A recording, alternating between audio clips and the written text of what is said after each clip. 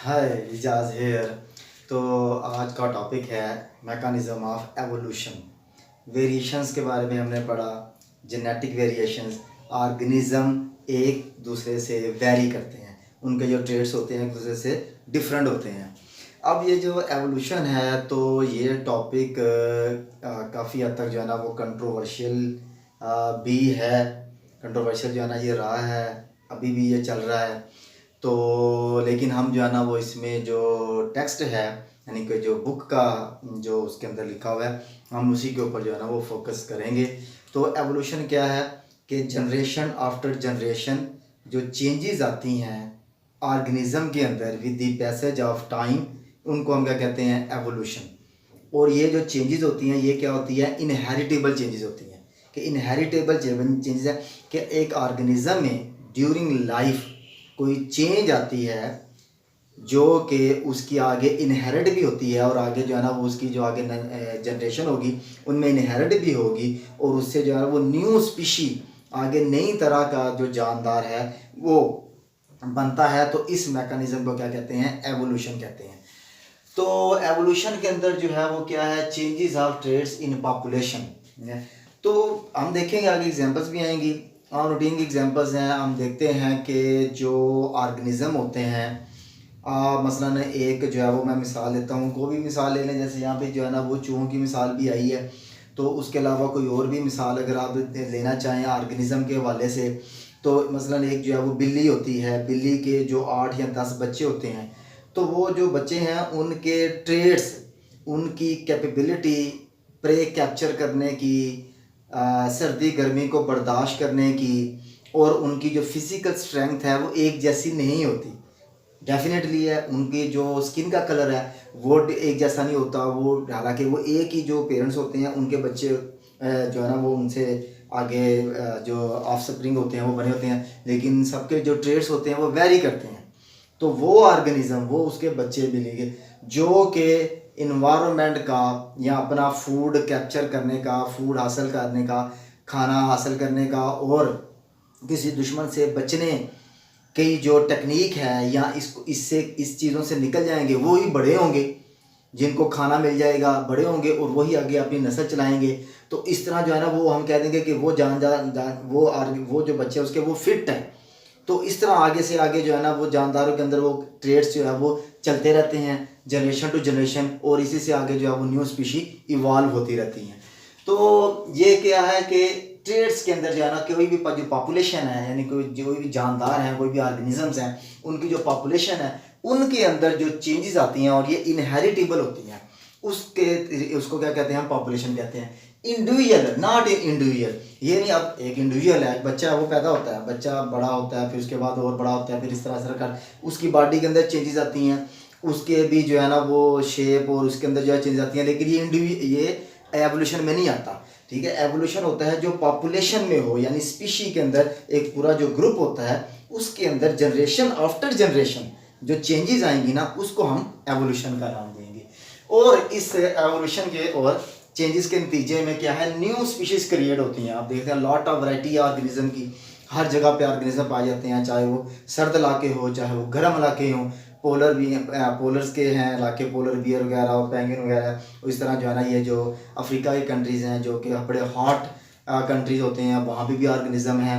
तो इस तरह जो है ना इतनी जो वैरायटी आई है, ये वैरायटी कहाँ से आई है, ये वैरायटी नई नई जो स्पीशीज़ हैं वो उससे इवॉल्व हो गए। तो अब जो है ना वो हम वैरायटी जो है ना वो देखते हैं और ये एवोल्यूशन जो है वो कंटिन्यू है, ठीक है, ये चलता रहता है। उसके बाद जो है ना वो इस जो न्यू स्पीशीज़ हैं उसके बाद क्या आ गया, कॉमन एंसेस्ट्री। देखिए मैंने पहले ऐसे बताया कि एवोल्यूशन का टॉपिक दो चीज़ें हैं जो मैंने अंडरस्टैंड की हैं। एक तो ये है कि ये बड़ा कॉम्प्लिकेटेड टॉपिक है। कॉम्प्लिकेटेड इस सेंस में है कि एक तो एवोल्यूशन का जो फिनोमेना है, जो प्रोसेस है, उसको होते हुए हम नहीं देख सकते क्योंकि ये लाखों सालों पर मुहित है। इंसान की लाइफ इतनी नहीं है तो हम इसको होते हुए नहीं देख सकते। हमें इसके एविडेंस मिलेंगे या हम इसके जो है ना वो जो एविडेंस हैं, इसके सबूत हैं, वो हमारे सामने आते हैं, वो हम देखते हैं, उनको स्टडी करते हैं। तो जिसकी बेस पे जो है ना वो हमें एवोल्यूशन के बारे में प्रूफ मिलते हैं, एविडेंसेस मिलते हैं। डायनासोर वगैरह ये वो सारे ये इसी की चीज़ें हैं।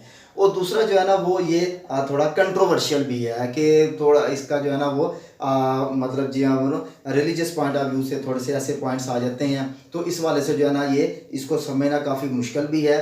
और ये आम तौर पे जो है ना वो लोग इस की जो है ना वो बहस के अंदर जो है वो नहीं पढ़ते। तो इसी वाले से जो है ना वो बुक के अंदर भी पहले जो है ना वो एक थ्योरी ऑफ स्पेशल क्रिएशन का जो है ना वो जिक्र किया गया कि जितने भी इस वक्त स्पीशीज़ हैं, जितने भी ऑर्गेनिज्म हैं इस दुनिया पर पाए जाते हैं, वो क्रिएट किए गए हैं एज सच। उसी तरह जो है ना जिस तरह आज एक ऑर्गेनिज्म मौजूद है, उसी तरह ही वो ऑर्गेनिज्म जो है ना वो एज सच उसको क्रिएट किया गया था बाय गॉड। और इसकी थ्योरी का नाम क्या था? Theory of special creation. तो उसके मुकाबले में एवोल्यूशन की जो थ्योरी है, काफ़ी सारे साइंटिस्ट हैं, ये नहीं है कि डार्विन ने ही इसके ऊपर काम किया, डार्विन से पहले भी साइंटिस्ट हैं, उन्होंने भी जो है ना वो इस थ्योरी एवोल्यूशन के ऊपर काम किया। तो उन्होंने फिर जो है ना वो डार्विन ने अपनी theory the, theory of natural selection. उन्होंने जो है ना वो एक बुक भी लिखी on the origin of species by means of natural selection 1859 के अंदर, जिसमें उन्होंने अपने 5 साल का जो था जर्नी स्पेसशिप के ऊपर, उनकी जो है ना वो जो थी जर्नी, पूरी दुनिया का चक्कर लगाया था। उसके दौरान उन्होंने जो ऑब्जर्वेशन की, वो सारी ऑब्जर्वेशन का उन्होंने जिक्र किया। फिर उससे पहले की जो स्टडी हुई थी, उन स्टडी को भी उन्होंने बीच में शामिल किया और एक जो वो थ्योरी दी जिसको हम जो वो थ्योरी ऑफ एवोल्यूशन के नाम से जानते हैं। और उन्होंने फिर एक बुक लिखी on the origin of species by means of natural selection, जिसमें से सारा जो है वो जिक्र किया गया। तो वो जो थ्योरी क्या कहती है, वो यही कहती है कि जो ऑर्गेनिज्म है with the passage of time इनके अंदर चेंजेस आती हैं, और वो ऑर्गेनिज्म जो अपने इन्वायरमेंट के साथ कंपैटिबल होते हैं, सूटेबल होते हैं, अपने इन्वायरमेंट के साथ मिल जाते हैं या अडॉप्ट कर लेते हैं, तो वो ऑर्गेनिज्म जो है ना वो सर्वाइव करते हैं, वही रिप्रोड्यूस करते हैं, और उन्हीं की जो स्पीशीज़ है वो आगे कंटिन्यू रहती हैं। जो ऑर्गेनिज्म अपने इन्वायरमेंट के साथ कंपैटिबल नहीं होते, उनको खाना नहीं मिलता, वो डिजीज़ का जो है वो शिकार हो जाते हैं, उनको लाइफ पार्टनर नहीं मिलता, तो वो जो स्पीशीज़ के ऑर्गेनिज्म होंगे वो क्या कर जाएंगे, वो डाई कर जाएंगे, और उनकी जो स्पीशीज़ है वो आगे प्रोपोगेट जो है वो नहीं करेंगी। सिंपल एवोल्यूशन का जो है ना वो जो बेसिक फंडा कह लो, आइडिया कह लो, वो ये है।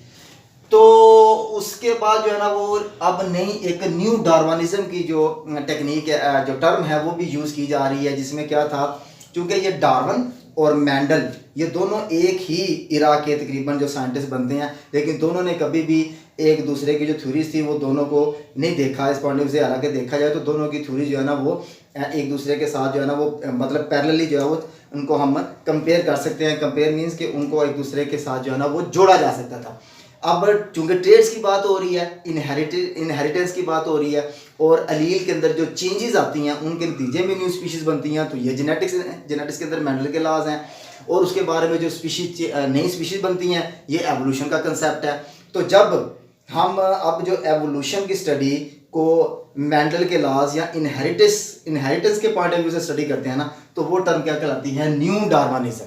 ठीक है, तो ये जो है टर्म आगे जो है वो आ जाएगा कि ये असल में एवोल्यूशन का जो मैकेनिज्म है उसकी एग्जांपल दी गई है। एक पहले आम कॉमन एग्जांपल दी गई है, फिर एक जो एक्चुअल में एग्जांपल हुई थी यूके के अंदर, उसका जिक्र किया गया। पहले हम ये देखते हैं कि लेट्स सपोज यहाँ पे जो है ना वो 3 तरह के जो है ना, ये क्या है, माउस है। ये एक माउस है, उससे जो है ना वो आगे 3 तरह के माउस, यानी कि ब्लैक कलर का भी है, ब्लू कलर का भी है, रेड कलर भी है। माउस की क्या है, वैरायटी है, वेरिएशंस हैं, 3 तरह की वेरिएशंस हैं। अब फर्ज किया एक कैट है जो कि लाइट कलर के, यानी कि वो जो ब्लैक कलर का माउस है ना उसको वो खाना पसंद नहीं करती। वेरिएशन है, ठीक है, जैसे हर ऑर्गेनिज्म होता है उसकी एक अपनी जो है ना वो क्या होती है, खाने पीने की जो हैबिट होती है वो अपनी डिपेंड करती है। तो उसकी जो क्या है कि वो ब्लैक कलर का माउस है वो नहीं करती, तो वो क्या करती है, वो जो रेड कलर के और जो ब्लू कलर के माउस हैं उनको वो ज़रा खाना ज़्यादा पसंद करती है। तो वो क्या करेगी, जैसे जो है ना वो एक कोई पॉपुलेशन है, उस पॉपुलेशन के अंदर जो है ना वो जो कैट है वो ब्लू कलर वाले और रेड कलर वाले जो माउस है उनको खाना शुरू कर देगी।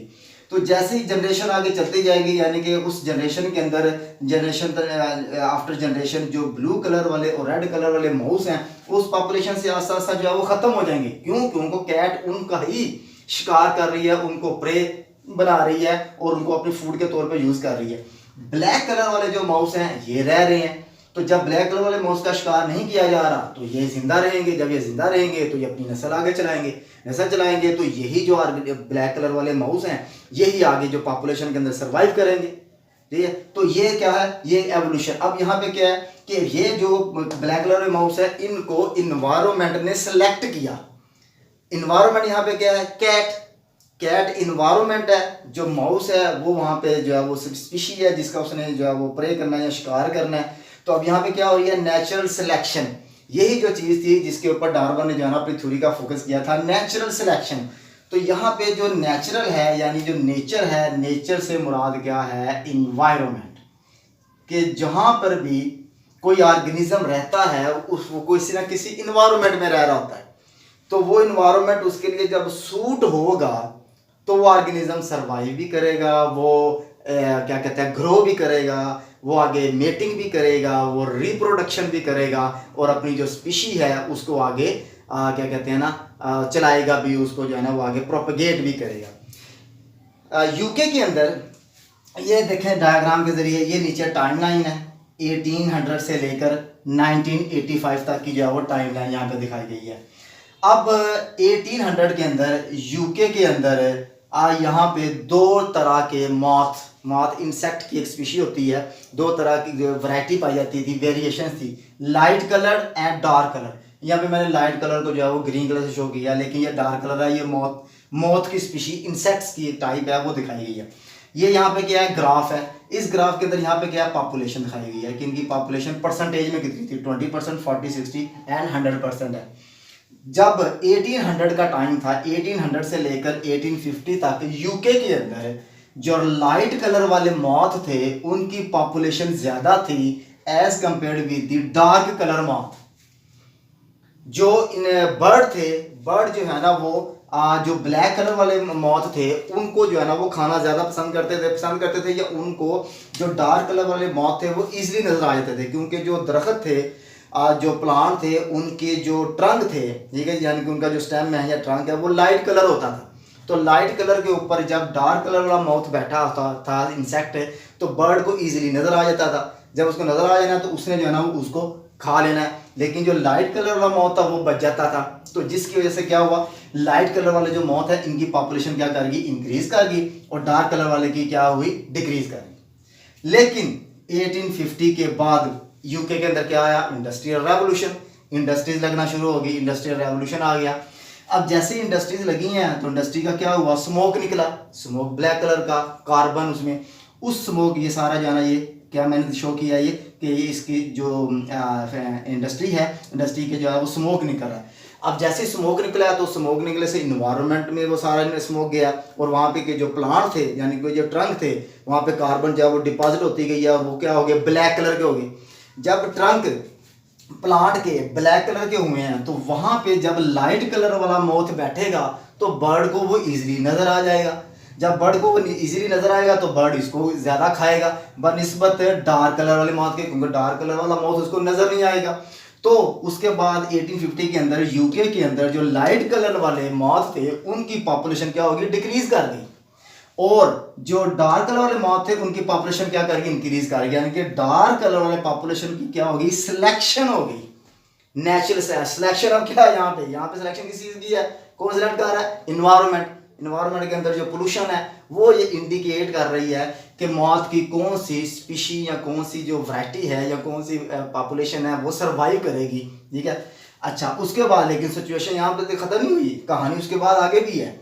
जैसे जो है ना 1819 के बाद यूके के अंदर एयर पोल्यूशन कंट्रोल डिवाइस लगाए गए, इंडस्ट्री के अंदर से जो धुआं निकलता था उस धुएं के अंदर जो कार्बन निकलती है उसको वहाँ पे फिल्टर लगा के रोका गया। तो दोबारा देखा गया कि यूके के अंदर अब हम देखते हैं कि वहाँ पे लाइट कलर वाले जो मौत है उनकी पॉपुलेशन फिर इंक्रीज कर गई है। क्यों, क्योंकि वहाँ पे जो ट्री ट्रंक है वो जो है वो लाइट कलर है, उनके ऊपर ब्लैक कलर नहीं है। तो उसकी वजह से जो बर्ड्स हैं, बर्ड्स को लाइट कलर वाले मौत नजर नहीं आते, तो वो किसको खाते हैं, वो ज्यादा डार्क कलर मौत को खाते हैं। तो फिर अब नेचर ने किसको सिलेक्ट किया, लाइट कलर वाले मौत को जो है वो सिलेक्ट जो है ना वो किया, और ये क्या करके सर्वाइव कर गए। और डार्क कलर वाले मौत जो है ना वो बर्ड को इजीली नजर आते थे, उन्होंने उसको जाओ खाना शुरू कर दिया और उनकी पॉपुलेशन क्या कर गई, डिक्रीज कर गई। तो ये जो एग्जांपल है ये रियल एग्जांपल है। इसके अलावा भी लॉट ऑफ एग्जांपल्स हैं, लॉट ऑफ एविडेंसेस हैं एवोल्यूशन के बारे में। डायनासोर्स हैं, डायनासोर्स की आपको पता है बोन्स मिली हैं उनके, उसके हवाले से बाकी और भी ऑर्गेनिज्म हैं जिनकी हमें जो है ना वो फॉसिलाइजेशन और फॉसिल के एविडेंसेस जो है ना उसके अलावा और भी हैं। तो यहाँ पे देखिए ये टॉपिक इतना छोटा भी नहीं है, इतना आसान भी नहीं है, ठीक है। इसके अंदर लॉट ऑफ डिटेल है, तो फिर भी जो है ना ये जितना बुक के अंदर था वो मैंने सारा इसको कवर किया है। होप आपको समझ में आएगा। फिर भी इसके बारे में क्वेश्चन हो तो आप लोग यहाँ कमेंट करके मुझसे पूछ सकते हैं। थैंक यू, अल्लाह हाफिज़, बाय बाय।